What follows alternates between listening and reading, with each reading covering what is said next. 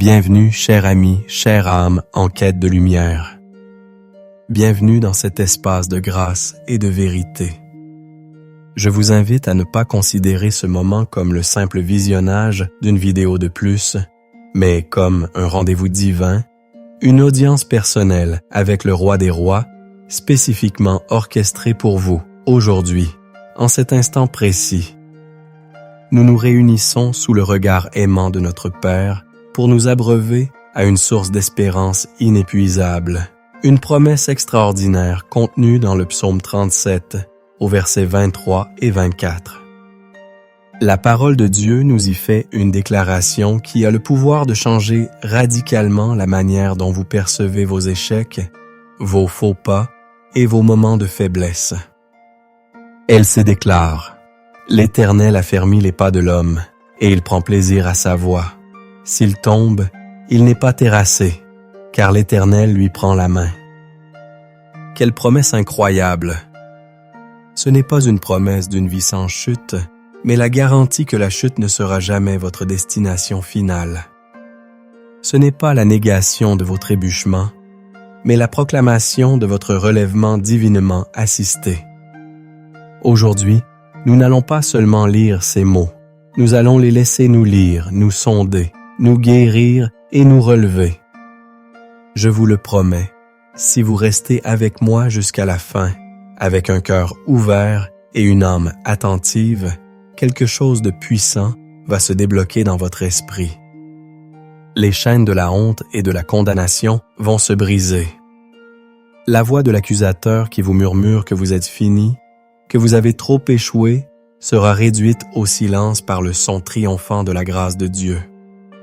Vous repartirez de ce moment non pas en marchant, mais en étant porté, non pas avec la tête basse, mais avec le regard fixé sur celui qui ne vous lâche jamais la main. Alors, je vous en prie, préparez-vous. Mettez de côté les distractions. Trouvez un lieu où vous pourrez être seul avec Dieu. Fermez les autres onglets de votre navigateur et ouvrez grand les portes de votre cœur. Prenez une profonde inspiration et reconnaissez la présence du Saint-Esprit qui est déjà là avec vous. Et pour marquer votre engagement dans ce processus de restauration, j'aimerais que vous fassiez un acte de foi. Allez dans la section des commentaires et écrivez simplement ces mots. Amen. Je suis prêt à me relever. Que cet acte soit le premier pas de votre voyage, de la poussière de la chute à la gloire du relèvement. Je sais pourquoi vous êtes ici. Je sais ce qui vous a attiré vers une prière intitulée « Pour se relever ». C'est parce que vous connaissez intimement le poids de la chute. Ce n'est pas un concept théologique abstrait pour vous. C'est une réalité douloureuse, peut-être même la réalité de ce matin même. Ce poids peut prendre tant de visages. Pour certains, c'est le poids du réveil. Le premier instant de conscience, avant même que vos pieds ne touchent. Le sol est envahi par un sentiment d'effroi, une anxiété sourde concernant la journée à venir, alimentée par le souvenir des échecs d'hier. C'est le film de l'erreur passée qui tourne en boucle dans votre esprit. Cette parole blessante que vous avez prononcée, cette décision financière désastreuse, cette promesse que vous n'avez pas tenue. C'est le fardeau de la culpabilité qui s'installe sur votre poitrine comme une chape de plomb avant même que le soleil ne soit pleinement levé. Pour d'autres, le poids est celui de la performance constante. Vous vivez dans un monde particulièrement amplifié par les réseaux sociaux où tout le monde semble réussir, progresser, s'épanouir. Chaque photo de vacances, chaque annonce de promotion, chaque témoignage de succès familial ressemble à un jugement silencieux sur votre propre stagnation, sur vos propres échecs. Vous souriez en public, vous mettez des likes sur les réussites des autres, mais à l'intérieur, vous vous sentez comme un imposteur, luttant pour maintenir une façade de normalité alors que vous avez l'impression de vous noyer. La chute, pour vous, est ce sentiment constant de ne pas être à la hauteur. Courir un marathon sans fin où la ligne d'arrivée recule à chaque pas. Et que dire des scripts familiaux, de ces voix du passé qui sont devenues votre propre voix intérieure? Peut-être avez-vous grandi en entendant « Tu n'es pas assez intelligent ». Tu ne finis jamais ce que tu commences. Oh, ton frère, lui, réussissait. Ces paroles, plantées dans la terre tendre de votre enfance, sont devenues des forteresses de pensée dans votre vie d'adulte. Ainsi, chaque fois que vous trébuchez, ces voix anciennes se lèvent en chœur pour vous dire « Tu vois, nous avions raison. Tu es et tu seras toujours un échec. » Votre chute actuelle ne fait alors que confirmer un verdict prononcé sur vous il y a des décennies, et le désespoir qui en découle est immense, car il semble être votre destinée immuable. La douleur de la chute est aussi la douleur de la déception. Peut-être avez-vous déçu vos parents, votre conjoint, vos enfants, mais la déception la plus amère est souvent celle que l'on ressent envers soi-même, et pire encore, le sentiment d'avoir déçu Dieu. Vous avez prié, vous avez jeûné, vous avez promis de changer, et pourtant, vous êtes retombé dans ce même péché, cette même habitude, cette même attitude. L'ennemi vient alors vous murmurer à l'oreille. À quoi bon prier? Dieu est fatigué de tes excuses. Il t'a donné tant de chance. Cette fois, c'est la bonne, tu l'as vraiment déçu. Il t'a abandonné.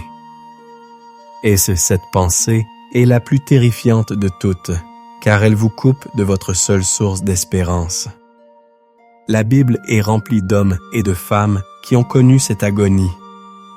Pensez au psalmiste qui s'écrie dans le psaume 42, verset 6. « Pourquoi t'as battu, mon âme, et gémis-tu au-dedans de moi?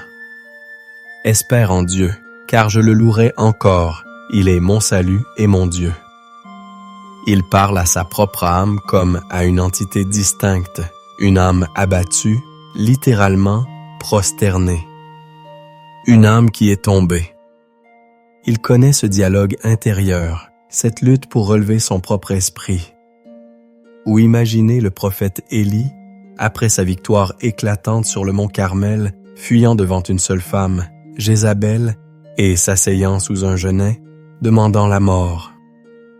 C'est la chute post-victoire, le burn-out spirituel, le sentiment écrasant que même après avoir servi Dieu, on peut se retrouver vide, épuisé et terrifié. Le Seigneur ne l'a pas réprimandé. Il lui a envoyé un ange avec du pain et de l'eau. Il a pris soin de son humanité avant de restaurer sa mission. Mon ami, ma sœur, si ces descriptions résonnent en vous, sachez ceci, votre sentiment n'est pas un péché. Votre douleur est légitime. Votre lassitude est comprise. Et assez compris. Le Seigneur Jésus lui-même a lancé cette invitation éternelle dans Matthieu 11, verset 28. « Venez à moi, vous tous qui êtes fatigués et chargés, et je vous donnerai du repos. » Il n'a pas dit « Venez à moi, vous tous qui êtes parfaits et qui avez tout compris. » Il a spécifiquement appelé ceux qui sont fatigués. Las de lutter, las de tomber, las de se relevant, seul et chargé. Pourtant, le poids de leurs erreurs, de leurs peines, de leurs responsabilités. L'invitation est pour vous, aujourd'hui. Dieu voit. Il voit les larmes que vous cachez. Il entend les soupirs de votre cœur que vous ne formulez même pas en prière. Il connaît la profondeur de votre chute et l'intensité de votre désir de vous relever. Et la parole que nous allons maintenant disséquer ensemble, cette promesse du psaume 37, n'est pas une simple poésie antique.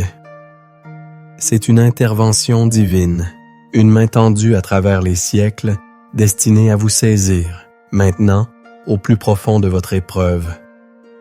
Pour véritablement saisir la puissance révolutionnaire de notre passage clé, le psaume 37, versets 23 et 24. Nous devons nous armer des outils du chercheur de trésors et creuser profondément sous la surface des mots. Ce psaume, attribué au roi David à un âge avancé, est un psaume de sagesse. Ce n'est pas le cri d'un jeune homme impétueux, mais la réflexion mûrie d'un homme qui a connu des victoires spectaculaires et des chutes vertigineuses. David, l'homme selon le cœur de Dieu, était aussi un homme qui a connu l'adultère, le meurtre et la trahison au sein de sa propre famille. Quand il écrit sur le fait de tomber, il ne parle pas de théorie, il parle de son expérience vécue. Analysons la première partie du verset 23. L'Éternel affermit les pas de l'homme. Le mot hébreu pour affermi. Estkun. Ce mot est incroyablement riche. Il ne signifie pas seulement rendre ferme, mais aussi préparer, établir, ordonner. L'idée ici, c'est que les pas du juste ne sont pas le fruit du hasard. Dieu est activement impliqué dans la préparation de notre chemin. Il ne se contente pas de nous regarder marcher, il est l'architecte de la route elle-même. Cela devrait déjà commencer à démanteler le mensonge qui vous dit que votre chute est la preuve que Dieu vous a abandonné. Au contraire, même le terrain sur lequel vous avez trébuché fait partie d'un chemin qu'il a ordonné. La suite est encore plus belle. Et il prend plaisir à sa voix. Le mot hébreu pour prendre plaisir, est chafé. Cela signifie se délecter, trouver sa joie en quelque chose. Pensez à cela. Dieu ne se contente pas de tolérer votre parcours, il y trouve son plaisir. Il se délecte de votre cheminement avec ses progrès, ses efforts et oui, même avec ses imperfections. Il ne prend pas plaisir à votre péché, mais il prend plaisir en vous, la personne qui chemine sur la voie qu'il a préparée. C'est un antidote puissant au poison de la performance spirituelle qui nous fait croire que nous devons atteindre un certain niveau de perfection pour que Dieu nous aime ou soit content de nous. David nous dit que le plaisir de Dieu ne dépend pas de notre absence de chute, mais de notre présence sur sa voie. Et puis vient le cœur de notre méditation, le pivot de la promesse. S'il tombe, il n'est pas terrassé. C'est ici que la distinction est cruciale. Le texte hébreu utilise deux concepts différents. Pour tomber. Et c'est le verbe nafal. C'est une chute ordinaire, un trébuchement, un faux pas. Cela peut être une erreur, un péché, un échec. C'est une reconnaissance réaliste de notre condition humaine. Même l'homme dont les pas sont affermis par Dieu peut tomber. David le savait mieux que quiconque. Mais le mot pour terrasser, tosné, est une construction beaucoup plus forte. L'idée de yutal, être projeté à terre violemment, être jeté bas sans espoir de se relever. La promesse n'est donc pas que nous ne trébucherons jamais, mais que notre trébuchement ne se transformera jamais en une destruction totale et irréversible. La chute ne sera pas fatale. C'est la différence entre tomber dans un nid de poule et tomber du haut d'une falaise. Dieu permet les nids de poule pour nous apprendre, nous humilier, nous rendre plus dépendants de lui, mais il nous empêche de tomber de la falaise. Et pourquoi? La dernière clause nous donne la raison, le mécanisme de cette grâce extraordinaire. Car l'Éternel lui prend la main. Le mot hébreu pour main est yad. Dans toute la Bible, la main de Dieu est le symbole de sa puissance, de son intervention, de son soutien et de sa communion intime. Ce n'est pas une aide distante. Ce n'est pas un encouragement de loin. C'est un contact direct. Au moment même de la chute, Alors que la gravité de notre erreur nous tire vers le bas, une autre force est à l'œuvre, la main du Père qui nous saisit, qui nous soutient, qui empêche notre tête de heurter le sol de manière fatale. L'histoire biblique regorge d'illustrations de ce principe. Pensez à Joseph. Vendu par ses frères, jeté dans une citerne puis dans la prison égyptienne, il a connu la chute sous ses formes les plus brutales. Il aurait pu devenir amer, désespéré. Mais à chaque étape, la Bible nous dit que l'Éternel était avec Joseph.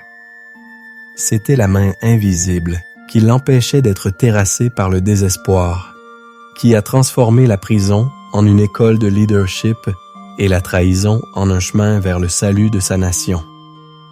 Pensez à Moïse devant la mer Rouge. Coincé entre l'armée la plus puissante du monde et une étendue d'eau infranchissable, c'était une situation de chute stratégique totale. Mais la main de Dieu, symbolisée par le bâton de Moïse, est intervenue pour fendre les eaux. Ils ont traversé à pied sec sur un chemin que Dieu avait préparé même au fond de la mer. Ou encore, pensez à l'apôtre Pierre. Sa chute fut peut-être l'une des plus spectaculaires. Après avoir juré une loyauté éternelle, il renie Jésus 3 fois. Le chant du coq a dû sonner comme le marteau du juge condamnant son âme. Il est tombé, et il est tombé durement. Mais qu'a fait Jésus après sa résurrection? Il n'a pas nommé un nouveau leader. Il est allé chercher Pierre sur le rivage, lui a préparé le petit déjeuner, et par 3 fois lui a demandé « M'aimes-tu » restaurant ainsi sa communion et réaffirmant son appel. Pierre a trébuché Naphal, mais Jésus ne l'a pas laissé être terrassé Yutal. La main du bon berger l'a ramené au bercail. Comment appliquer cela à notre vie moderne? Vous êtes confronté au burn-out professionnel. Vous avez tout donné, et maintenant vous êtes vide, incapable de faire un pas de plus. Vous êtes tombé. La promesse est que Dieu tient votre main. Ce n'est pas la fin. C'est peut-être une invitation forcée au repos, une réévaluation de vos priorités, une leçon sur la nécessité de dépendre de sa force et non de la vôtre. Vous luttez contre une dépendance. Vous êtes tombé à nouveau, et la honte est écrasante. Le mensonge vous dit que vous êtes un cas désespéré. La promesse dit « Non, tu n'es pas terrassé. Ma main te tient. Relève-toi, confesse. Reçois mon pardon qui est nouveau chaque matin et recommence à marcher avec moi. Ma grâce est plus grande que ta chute. » Vous faites face à un échec relationnel, une rupture, une trahison. Votre cœur est brisé. Vous êtes tombé. La promesse est que la main de Dieu est sur votre cœur pour le guérir, pour vous empêcher d'être détruit par l'amertume et pour écrire une nouvelle histoire d'amour et de restauration dans votre vie. Comprendre cette théologie change tout. Elle nous libère de la peur de l'échec, nous délivre de la tyrannie du perfectionnisme et nous ancre dans l'assurance inébranlable que notre sécurité ne dépend pas de la fermeté de notre marche, mais de la solidité de la main qui nous tient. Maintenant que la parole a labouré le sol de notre cœur, que la lumière de la vérité a commencé à dissiper les ténèbres du mensonge, il est temps de passer de l'écoute à l'engagement. Il est temps de transformer la connaissance intellectuelle en une transaction spirituelle. Nous allons entrer dans un temps de prière profonde, mais une prière efficace requiert un cœur préparé. Comme des prêtres se lavant les mains avant d'entrer dans le sanctuaire, préparons nos cœurs à nous tenir devant le trône de la grâce. Je vous invite à un moment d'introspection honnête et douce. Premièrement, pratiquons la repentance.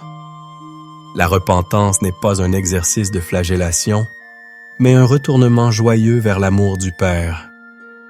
Pensez à un domaine spécifique où vous êtes tombé.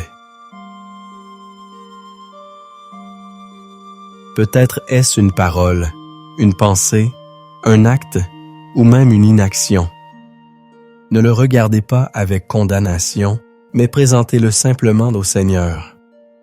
La Bible nous dit dans 1 Jean 1 verset 9, « Si nous confessons nos péchés, il est fidèle et juste pour nous les pardonner et pour nous purifier de toute iniquité. »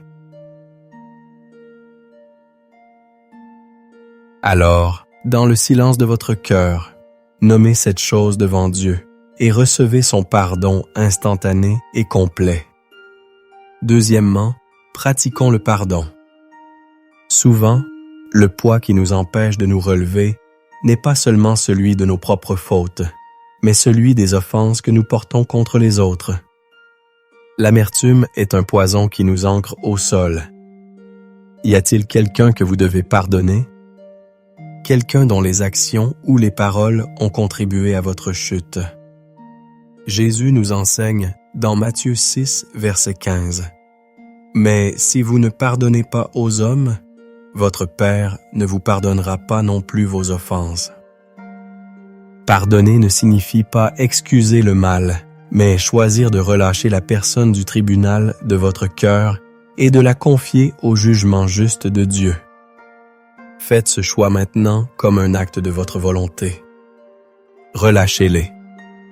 Troisièmement, engageons-nous dans la dation de soi. Dédions consciemment ce moment à Dieu. Abandonnons notre propre force, nos propres stratégies pour nous en sortir. Reconnaissons notre incapacité à nous relever par nous-mêmes. C'est l'acte d'humilité qui active la puissance de Dieu. Comme Jacques 4, verset 10 nous le rappelle. « Humiliez-vous devant le Seigneur, et il vous élèvera. » Alors, respirez profondément. Inspirez sa grâce. Expirez vos fardeaux, vos justifications, votre orgueil. Présentez-vous à lui comme une toile vierge, un vase vide, prêt à être pardonné, purifié et rempli. Votre cœur est saint, maintenant prêt. Entrons avec confiance dans sa présence. Père éternel, Dieu très haut, Créateur du ciel et de la terre, nous nous approchons de ton trône, non pas sur la base de nos mérites, car nous n'en avons aucun, mais par le sang précieux de l'agneau, Jésus-Christ, notre Sauveur. En cet instant, nous choisissons de détourner nos regards de la boue de notre chute pour les fixer sur la majesté de ta face. Nous te louons, toi qui es lumière, et en qui il n'y a point de ténèbres. Tu es la lumière qui expose les mensonges et révèle le chemin de la vérité. Nous te louons, toi qui es notre salut. Tu n'offres pas seulement le salut, tu es le salut. En toi se trouve notre délivrance de la condamnation, de la peur et du désespoir. Nous te louons, toi qui es notre forteresse. Tu es le rempart inébranlable contre lequel les tempêtes de la vie et les assauts de l'ennemi se brisent. Tu es notre refuge, notre lieu de sûreté. Nous te bénissons, ô Éternel, parce que tu es celui qui affermit nos pas. Nous célébrons ta sagesse infinie qui prépare notre chemin, qui ordonne nos saisons, qui orchestre même nos épreuves pour ton but parfait. Nous te magnifions parce que tu prends plaisir à notre voix. Quelle grâce insondable de savoir que ton cœur de Père se réjouit de nous voir marcher, même lorsque nous chancelons. Tu n'es pas un maître dur qui exige la perfection, mais un Père aimant qui chérit l'effort de ses enfants. Nous exaltons ta main puissante, cette main qui a créé les galaxies et qui, en même temps, se baisse pour saisir la nôtre au moment de notre faiblesse. Ta main est juste, ta main est forte, ta main est tendre. C'est dans cette main que nous plaçons notre confiance aujourd'hui. Seigneur Jésus, toi qui as connu la condition humaine, toi qui as été tenté en toutes choses sans commettre de péché, nous venons devant toi avec une transparence totale. nous déposons à tes pieds le poids de notre chute. Je confesse, Seigneur, les moments où j'ai choisi ma propre voie plutôt que la tienne. Je confesse les paroles que j'ai dites par colère ou par peur. Je confesse les actions que j'ai posées qui ont déshonoré ton nom et blessé les autres. Je confesse l'orgueil qui m'a fait croire que je pouvais y arriver seul et la honte qui m'a suivi quand j'ai échoué. Je te remets ce sentiment d'être terrassé, ce désespoir qui murmure que c'est la fin. Je te remets la fatigue de me battre, la lassitude de toujours recommencer. Je dépose devant toi la culpabilité qui me ronge, la déception que je ressens envers moi-même et la peur d'avoir épuisé ta patience. Pardonne-moi, Seigneur. Lave-moi dans ton sang précieux. Purifie mon cœur et renouvelle en moi un esprit bien disposé. Je choisis de croire que ton pardon est plus grand que ma faute. Je choisis de recevoir ta grâce qui n'est pas méritée, mais qui est librement offerte. Je te remets toutes mes faiblesses, mes angoisses et mon incapacité. Sois ma force, Seigneur. Et maintenant, sur le fondement de ta parole infaillible, je me lève et je proclame la vérité sur ma vie. Je suis un enfant de Dieu et l'Éternel affermit mes pas. Mon chemin n'est pas un accident. Il est préparé et ordonné par le Roi de l'univers. Je déclare que Dieu prend plaisir à ma voie. Son amour pour moi n'est pas conditionné par ma performance. Il se délecte de moi, même au milieu de mes luttes. Je proclame avec foi la promesse centrale de ce jour. Même si je tombe, je ne suis pas terrassé. Ma chute n'est pas mon identité. Mon échec n'est pas ma destination finale. C'est un incident sur mon parcours, pas la conclusion de mon histoire. Je ne suis pas détruit. Je ne suis pas anéanti. Je ne suis pas abandonné. Pourquoi? Car l'Éternel lui-même me prend par la main. Je déclare que la main droite de Dieu, la main de la justice et de la puissance, me soutient en cet instant même. Elle m'empêche de sombrer dans le désespoir. Elle me stabilise quand le sol semble se dérober sous mes pieds. Elle me relève de la poussière de la honte et me remet debout sur le roc de sa fidélité. Je suis tenu, je suis soutenu, je suis sécurisé. Au nom puissant de Jésus-Christ, je m'adresse maintenant aux puissances des ténèbres et aux forteresses de mon propre esprit. J'annule la voix de l'accusateur qui me condamne jour et nuit. Je déclare que, selon Romains 8:1, il n'y a donc maintenant aucune condamnation pour ceux qui sont en Jésus-Christ. La culpabilité n'a plus de pouvoir sur moi. La honte n'a plus de place dans ma vie. Je prends le bouclier de la foi, mentionné dans Éphésiens 6:16, pour éteindre tous les traits enflammés de l'ennemi, les traits du doute, du désespoir, du mensonge qui dit que je suis fini. Je déclare que selon Ésaïe 54:17, toute arme forgée contre moi sera sans effet, et toute langue qui s'élèvera en justice contre moi, je la condamnerai. Je condamne la langue de l'autosabotage. Je condamne la langue de la critique intérieure. Je condamne la langue de la peur. Selon 2 Corinthiens 10:5, j'amène toute pensée captive à l'obéissance de Christ. Je renverse les raisonnements et les forteresses de la pensée qui se sont érigées contre la connaissance de Dieu, et je choisis de croire ce que la parole de Dieu dit de moi. Je suis pardonné, je suis juste, je suis aimé, et je suis en train de me relever. Père, maintenant que le terrain de mon cœur a été nettoyé, je te demande de le remplir. Saint-Esprit, viens et inonde mon être tout entier. Là où il y avait de l'anxiété, déverse ta paix qui surpasse toute intelligence. Là où il y avait de la confusion, répands ta sagesse et ta clarté. Là où il y avait de la faiblesse, infuse ta force divine. Je te demande de restaurer mon âme, comme le dit le psaume 23. Restaure ma joie, restaure mon espérance, restaure ma passion pour toi. Rétablis en moi la confiance, non pas en mes propres capacités, mais en ta fidélité inébranlable. Remplis-moi d'une sainte audace pour me relever et faire le prochain pas que tu me montres, même si c'est un petit pas.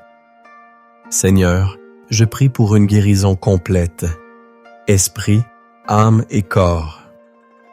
Guéris les blessures émotionnelles que ma chute a causées. Guéris les relations qui ont été endommagées. Guéris mon corps du stress et de la tension que ce fardeau a engendré. Fais de moi un témoignage vivant de ta puissance de restauration afin que d'autres, en me voyant me relever, puissent en trouver l'espérance de se relever à leur tour. Au nom de Jésus. Amen. Et maintenant, dans cette atmosphère de prière, je vous invite à faire silence. Nous avons parlé à Dieu, il est maintenant temps de l'écouter. Ne vous précipitez pas. Arrêtez tout. Fermez les yeux si vous le pouvez. Prenez une profonde inspiration, comme si vous inspiriez la présence même de Dieu, sa grâce, son pardon. Retenez-la un instant. Et en expirant lentement, relâchez tout le poids, toute la tension, toute la honte. Faites-le encore une fois. Inspirez sa paix. Expirez le chaos. Maintenant, restez simplement là, dans le silence. Ne cherchez pas de mots. Ne forcez aucune pensée. Soyez simplement présent à sa présence. L'Éternel n'est pas toujours dans le vent fort, le tremblement de terre ou le feu. Il est souvent dans le murmure doux et léger. Tendez l'oreille de votre cœur. Que vous dit-il? Peut-être est-ce un seul mot, pardonner. Aimer. Continue. Je suis là. Peut-être est-ce une image, un sentiment de paix, une chaleur dans votre cœur. Ne l'analysez pas. Recevez-le simplement. Dieu parle à votre cœur en ce moment même. Il confirme sa parole. Il scelle sa promesse dans votre esprit. Accueillez son réconfort. Et maintenant, dans l'autorité que me confère la foi en Jésus-Christ et en sa parole, je voudrais relâcher une parole prophétique et une bénédiction sur votre vie. Je passe du nous au tu. Car cette parole est pour toi personnellement. Sur ta vie spirituelle, je déclare que tu n'es pas disqualifié. Ta chute est devenue un tremplin pour une plus grande intimité avec le Père. Je déclare que tu entends la voix du bon berger avec une nouvelle clarté et que tu as la force de le suivre. Comme il est écrit dans Jean 10, 27, « Mes brebis entendent ma voix. Je les connais et elles me suivent. » Sur ta santé, je déclare que le stress et l'angoisse liés à ta chute doivent quitter ton corps. Je brise tout esprit d'infirmité qui aurait profité de ta faiblesse. Je proclame la guérison divine sur toi, car Ésaïe 53:5 dit « C'est par ces meurtrissures que nous sommes guéris. » Que la force et la vitalité reviennent dans ton corps physique et ton âme. Sur tes finances, si ta chute a été financière, je déclare que Dieu est ton Jéhovah Jireh, ton pourvoyeur. Je proclame l'annulation des dettes de la honte et de la perte. Je déclare que le ciel est ouvert sur toi, car Deutéronome 28, 12, 13 promet « L'Éternel t'ouvrira son bon trésor, le ciel, pour envoyer à ton pays la pluie en son temps et pour bénir tout le travail de tes mains. L'Éternel fera de toi la tête et non la queue. » Sur ta famille et tes relations, je déclare la restauration. Là où il y a eu rupture à cause de ta chute, je prie pour des ponts de réconciliation. Je déclare que tes enfants seront instruits par l'Éternel et que leur paix sera grande, comme le dit Ésaïe 54:13. Que ta maison devienne un havre de paix et de grâce. Sur ta destinée et ton appel, je déclare que rien n'a été perdu. Ce que l'ennemi voulait utiliser pour te détruire, Dieu le retourne pour te qualifier. Tu es son ouvrage, ayant été créé en Jésus-Christ pour de bonnes œuvres, que Dieu a préparées d'avance, afin que tu les pratiques, comme le déclare Éphésiens 2:10. Lève-toi et reprends ta place. Ton appel demeure. Sur ta protection quotidienne, je déclare que tu es gardé de toute chute fatale. L'Éternel te gardera de tout mal, il gardera ton âme. L'Éternel gardera ton départ et ton arrivée, dès maintenant et à jamais, selon le psaume 121, verset 8. Tu marches dans une protection divine. Sur ta joie et ta paix, je déclare que la tristesse de la chute est remplacée par l'huile de joie. Que le Dieu de l'espérance te remplisse de toute joie et de toute paix dans la foi, pour que tu abondes en espérance par la puissance du Saint-Esprit, comme le dit Romains 15:13. Reçois sa joie maintenant. Et pour sceller tout cela, reçois la plus ancienne et la plus puissante des bénédictions. Que l'Éternel te bénisse et qu'il te garde. Que l'Éternel fasse luire sa face sur toi et qu'il t'accorde sa grâce. Que l'Éternel tourne sa face vers toi et qu'il te donne la paix. Au nom du Père, du Fils et du Saint-Esprit. Amen. Nous arrivons au terme de notre temps ensemble, mais ce n'est pas une fin, c'est un commencement. Le commencement de votre nouvelle marche, non pas une marche parfaite, mais une marche soutenue par la main infaillible de Dieu. Retenez cette vérité au plus profond de votre être. La chute n'est pas votre identité. Votre identité, c'est d'être un enfant de Dieu dont la main est tenue par le Père. L'échec n'est qu'un événement, mais la fidélité de Dieu est un état permanent. Marchez dans cette assurance aujourd'hui. Quand la voix de la condamnation essaiera de revenir, rappelez-lui la promesse du psaume 37:24.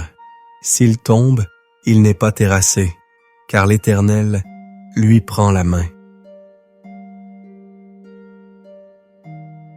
Je veux vous lancer un défi. Ne laissez pas ce moment n'être qu'une simple émotion passagère. Transformez-le en une discipline durable. Je vous encourage à revenir à cette prière chaque matin pendant les 7 prochains jours. Laissez cette vérité s'infuser dans votre esprit jusqu'à ce qu'elle devienne plus réelle que le souvenir de votre chute.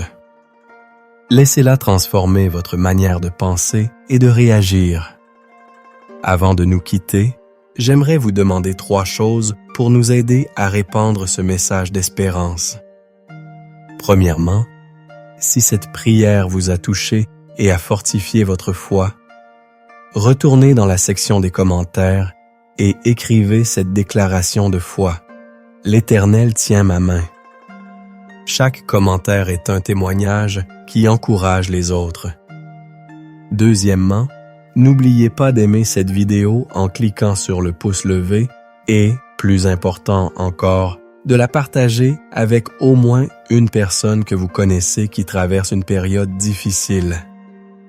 Vous pourriez être l'instrument que Dieu utilise pour tendre sa main vers elle.